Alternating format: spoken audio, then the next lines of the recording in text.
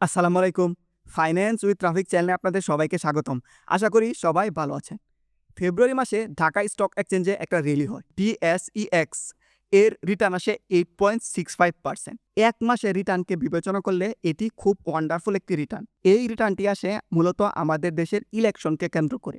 এই ইলেকশনের সময়ে ফরেন ইনভেস্টররা আমাদের মার্কেটে 280 কোটি টাকার শেয়ার কিনে এবং 126 কোটি টাকার শেয়ার বিক্রি করে। চলুন আজকের ভিডিওতে এইটা আমরা দেখি যে ফরেন ইনভেস্টররা কি শেয়ার কিনলো এবং কি শেয়ার বিক্রি করলো। বেশি কথা না বলে আমরা আমাদের স্ক্রিনে চলে যাই। প্রথমে আপনাদের আমি দেখিয়ে দিচ্ছি এই ডাটাটা আমি কোথা থেকে পেলাম বা এই ডাটাটার সোর্স কি। এই ডাটাটার জন্য আমি ২ টা সোর্স ব্যবহার করেছি। প্রথমটা হলো টিবিএস বা দ্য বিজনেস স্ট্যান্ডার্ড মার্চ মাসের ১৩ তারিখ একটা আর্টিকেল পাবলিশ করেছে। ওই আর্টিকেলে ওরা বলেছে যে ফরেন ইনভেস্টররা কি শেয়ার কিনলো, কত পার্সেন্টেজ কিনলো বা কত পার্সেন্টেজ চেঞ্জ হলো, এটা দেখার জন্য আমরা ঢাকা স্টক এক্সচেঞ্জকে ব্যবহার করি। আপনি যদি ঢাকা স্টক এক্সচেঞ্জের যে কোনো স্টকের পেজে যান, এই যে ফর এক্সাম্পল আমরা স্কয়ার ফার্মার পেজে আছি, আপনাকে স্ক্রল করতে হবে। স্ক্রল করতে করতে আপনি নিচে আদার ইনফরমেশন অফ দ্য কোম্পানি এই সেকশনে আসবেন।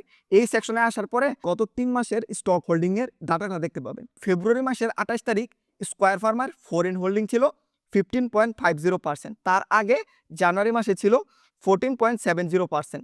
তার আগে আবার ছিল 15.14। তো আমরা এই ২টা ডাটা সোর্স ব্যবহার করেছি। আমরা প্রথম যে ডাটা সোর্স ব্যবহার করেছি সেটা হলো দ্য বিজনেস স্ট্যান্ডার্ড এবং দ্বিতীয় ডাটা সোর্সটা হলো ঢাকা স্টক এক্সচেঞ্জ। এই ২টা ডাটা সোর্সের উপর বেস করে আমরা আজকের এই ভিডিওটা বানিয়েছি। চলুন আমরা এখন আমাদের মেন ভিডিওতে চলে যাই। প্রথমে আমরা দেখব যে ফরেন ইনভেস্টররা কি স্টক কিনেছে। ১ নাম্বার যে স্টকটাতে সবচেয়ে বেশি ফরেন ইনভেস্টররা হোল্ডিং বাড়িয়েছে ফেব্রুয়ারিতে, সেটা হলো স্কয়ার ফার্মা। স্কয়ার ফার্মাতে তারা ১৬০ কোটি টাকার স্টক কিনেছে। জানুয়ারি মাসে ফরেন হোল্ডিং ছিল 14.70%। সেখান থেকে তাদের হোল্ডিং হয়েছে 15.50%। তারপরে তাদের দ্বিতীয় যে হোল্ডিংটা বাড়িয়েছে সেটা হলো ব্র্যাক ব্যাংক। ব্র্যাক ব্যাংকে তারা ১১০ কোটি টাকার স্টক কিনেছে। জানুয়ারি মাসের শেষে ফরেনারদের ব্র্যাক ব্যাংকের হোল্ডিং ছিল 36.05%। সেখান থেকে হয়েছে ফেব্রুয়ারি মাসে 36.72%। তারপরে যে স্টকটা কিনেছে সেটা হলো ইউসিবি। আমার কাছে এই স্টকটা একটু ইন্টারেস্টিং মনে হয়েছে। এই ভিডিওর শেষে এই স্টকটা সম্বন্ধে আরেকটু আলাপ করব। আমার কাছে এই স্টকটা মোটামুটি একটু ইন্টারেস্টিং মনে হয়েছে। এই স্টকটা ফরেনাররা কিনেছে ৮ কোটি টাকার মতো এবং জানুয়ারি মাসে এদের হোল্ডিং ছিল 0.01, সেখান থেকে 0.5 হয়েছে। মোটামুটি ভালো একটা মানের, যেহেতু এই কোম্পানিটা একটা ছোট কোম্পানি, ছোট একটা ব্যাংক, মোটামুটি ভালো পরিমাণ স্টক এরা কিনেছে। এই ভিডিওর শেষে এই স্টকটি নিয়ে আরেকটু কথা বলবো। তারপর হচ্ছে উত্তরা ব্যাংক, ডিভিডেন্টের দিক থেকে খুব ভালো একটি কোম্পানি। এই কোম্পানিরও বিদেশিরা ৩ কোটি টাকার স্টক কিনেছে। জানুয়ারি মাসে এই কোম্পানিটার ফরেন হোল্ডিং ছিল 0.84% এবং ফেব্রুয়ারি মাসে সেটা গিয়ে হয়েছে 0.93%। মোটামুটি মানের কিনেছে।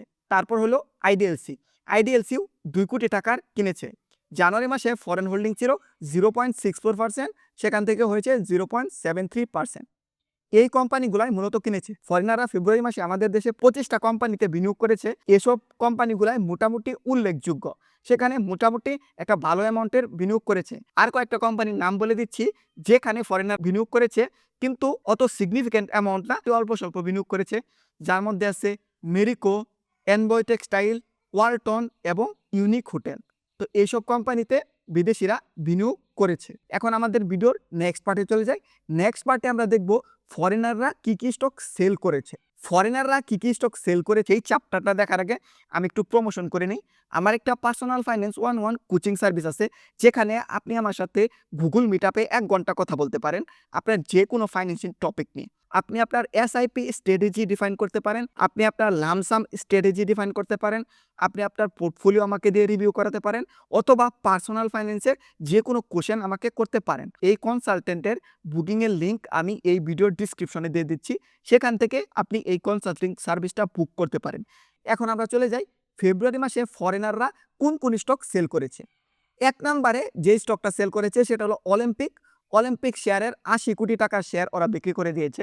অলিম্পিকের 32.83% শেয়ার ওরা জানুয়ারিতে হোল্ড করতো। ফেব্রুয়ারি মাসে সেটা গিয়ে দাঁড়িয়েছে 30.26, মানে 2%-এর মতো হোল্ডিং এরা বিক্রি করে দিয়েছে। তারপরে ২ নম্বরে যে শেয়ারটা ফরেনাররা বিক্রি করেছে সেটা হলো গ্রামীণ ফুড। জিপি এর 25 কোটি টাকার শেয়ার ওরা বিক্রি করে দিয়েছে। 0.67% ফরেনাররা হোল্ড করতো, যেখান থেকে এখন কারেন্ট হোল্ডিং হচ্ছে 0.60%। গ্রামীণ ফোন মোটামুটি অনেক লার্জ ক্যাপের একটা কোম্পানি, বাংলাদেশের সবচেয়ে বড় একটা কোম্পানি। অল্প পার্সেন্টেজে অনেক বড় রকমের একটা, অল্প টাইনি একটা পার্সেন্টেজই অনেক বড় হয়ে যায়। তারপর হচ্ছে ডিএইচবি বা ঢাকা ব্যাংক। ঢাকা ব্যাংকেরও 11 কোটি টাকার শেয়ার ওরা বিক্রি করে দিয়েছে। জানুয়ারি মাসে ওদের হোল্ডিং ছিল 0.76% এবং ফেব্রুয়ারিতে গিয়ে সেটা হয়েছে 0.44%। তারপর হলো বিএসআরএম স্টিল বা বিএসআরএম লিমিটেড যে কোম্পানিটা আছে, তার 5 কোটি টাকার শেয়ার ওরা বিক্রি করে দিয়েছে। জানুয়ারি মাসের 31 তারিখে ওদের হোল্ডিং ছিল 0.25% এবং ফেব্রুয়ারি মাসেও সেটা গিয়ে 0.25 রয়েছে, মানে পার্সেন্টেজটা খুব বেশি কমেনি। বিএসআরএম স্টিল মোটামুটি বড় একটা কোম্পানি, তো 5 কোটি টাকা শেয়ার এদের পার্সেন্টেজে তেমনভাবে ইম্প্যাক্ট আনেনি। যমুনা অয়েল গভর্নমেন্টের কোম্পানি, আমি কিছুদিন আগে বলেছি এই কোম্পানির প্রবলেম চলছে। এই কোম্পানিরও 4 কোটি টাকার শেয়ার ফরেনাররা বিক্রি করে দিয়েছে। জানুয়ারি মাসে এদের অ্যালোকেশন ছিল 0.29%, সেটা গিয়ে দাঁড়িয়েছে 0.12%। এর মাধ্যমে শেষ হয়ে গেল বিদেশিরা কি কি শেয়ার কিনেছে এবং কি কি শেয়ার বিক্রি করেছে। আপনাদের একটা পজিটিভ নিউজ দেখায়। গতকাল ইউটিউবে এই ভিডিওটি পাবলিশ করেছে জেবা আপা, টিবিএস এর জেবা আপা। সেখানে বলা হয়েছে বিদেশিরা আগে 10 কোটি টাকার চেয়ে বেশি শেয়ার যদি বিক্রি করত তবে তাদের অনুমতি নিতে হতো, কিন্তু এখন এই লিমিটটা সরকার বাড়িয়েছে। এই লিমিটটা তারা 100 কোটি টাকা করেছে। তো বিদেশিরা চাইলে 100 কোটি টাকার বেশি শেয়ার বিক্রি করতে পারবে অনুমতি ছাড়াই। তো এটা বিদেশি ইনভেস্টিং এর জন্য পজিটিভ। বিদেশি ইনভেস্টররা প্রচুর পরিমাণ লিকুইডিটি চায়, এটা তাদের জন্য একটা ভালো একটা নিউজ। আমি এই ভিডিওর লিঙ্ক আমার এই ভিডিও ডিসক্রিপশনে দিয়ে দিব, সেখান থেকে আপনারা এই ভিডিওটা দেখে নিতে পারেন। ফরেন ইনভেস্টিং এর জন্য আমাদের দেশে মোটামুটি ভালো এনভায়রনমেন্ট ক্রিয়েট হচ্ছে, তো এটার জন্য আমরা খুব আশাবাদী। আমাদের দেশে মার্কেট যদি উপরে যেতে যায় তাহলে ফরেন ইনভেস্টর লাগবে। আমাদের দেশে মোটামুটি রিটেল ইনভেস্টর, তো ফরেন ইনভেস্টর আমাদের এই মার্কেটটাকে অনেক ভালো জায়গায় নিয়ে যেতে পারবে। তো ভিডিও শুরুতে আমি বলেছিলাম যে ইউসিবি ব্যাংক নিয়ে একটু কথা বলবো। তো ইউসিবি ব্যাংক নিয়ে একটু কথা বলি। ফরেনাররা এই শেয়ারটা 8 কোটি টাকার কিনেছে। আপনারা হয়তো মাল্টিব্যাগার স্টকের নাম শুনেছেন, স্কয়ার ফার্মা, মেরিকো, এই টাইপের শেয়ারগুলো আসলে মাল্টিব্যাগার হয় না। এই টাইপের শেয়ারগুলো অল্প অল্প রিটার্ন দেয়, কিন্তু যদি কোনো শেয়ার মাল্টিব্যাগার হতে যায়, আমার মতে ইউসিবি স্টকটা একটা ভালো একটা কন্টেন্টার। কেন বলি, আপনাদের একটা ডাটা দেখাচ্ছি। এটা হলো 2025 সালের সবচেয়ে বেশি ডিপোজিট গ্রোথ। এইখানে সবচেয়ে বেশি ডিপোজিট গ্রোথ হয়েছে 1 নম্বরে, সেটা হলো ইসলামী ব্যাংক, তারপর হচ্ছে ব্র্যাক ব্যাংক, তারপর হচ্ছে সিটি ব্যাংক, তারপর হচ্ছে পূবালী ব্যাংক, তারপরে দেখুন ইউসিবি, মানে 5 নাম্বার কাতারে আছে। ইউসিবি ব্যাংকের ভিতরে যে লুটপাটগুলো হয়েছে সেটা আস্তে আস্তে রিকভার করছে। এই কোম্পানির ফান্ডামেন্টাল অনেক ভালো রিকভার হচ্ছে। এদের এখনও অনেক এনপিএল আছে, এদের খুব সম্ভবত ক্যাশ ডিভিডেন্ড দিতে আরও কয়েক বছর লেগে যাবে, কিন্তু অনেক বেশি এদের ফান্ডামেন্টাল ইমপ্রুভ হচ্ছে। ইউসিবি এই শেয়ারটা আজকে 9 টাকা 70 পয়সাতে ট্রেড হচ্ছে। যদি এর ফান্ডামেন্টাল ইমপ্রুভ হয় এবং এটা যদি কোনো এক সময় 20-25 টাকায় চলে যায়, সেখান থেকে আপনার কিন্তু অনেক বড় রকমের একটা গেইন হওয়ার পসিবিলিটি আছে। এই টাইপের শেয়ারগুলো অনেক মাল্টিব্যাগার হওয়ার পটেনশিয়াল রাখে। আমি এটা বলছি না যে আপনি আজকে গিয়ে আপনার সব টাকা দিয়ে ইউসিবি শেয়ার কিনে রাখুন। আপনি এই শেয়ারটাকে ওয়াচ লিস্টে রাখতে পারেন। বিদেশিরা শেয়ারগুলো কিনে, তারা অনেক যাচাই বাছাই করে এই শেয়ারগুলো কিনে। তো আশা করি আজকের ভিডিওটা আপনাদের জন্য হেল্পফুল হয়েছে। আপনারা যদি চান কমেন্টে জানাতে পারেন। আমি প্রতি মাসে একটা করে ভিডিও বানাতে পারি যে ফরেনাররা ওই মাসে কি কি স্টক কিনলো। আমি ঢাকা স্টক এক্সচেঞ্জ থেকে এবং বিভিন্ন নিউজ সোর্স থেকে এই ডাটাগুলো কালেক্ট করে আপনাদের জন্য একটা ভিডিও বানাতে পারি। আপনারা যদি এরকম ভিডিও চান কমেন্টে আমাকে জানাতে পারেন। আমাদের ফেসবুকে কয়েকটা গ্রুপ আছে। এই ভিডিওতে আমরা যেরকম স্কয়ার ফার্মা মেনশন করেছি, আমাদের স্কয়ার ফার্মার একটা গ্রুপ আছে এবং এই লিস্টে যে ব্যাংকগুলো আছে সেই ব্যাংক নিয়েও আমাদের কয়েকটা গ্রুপ আছে।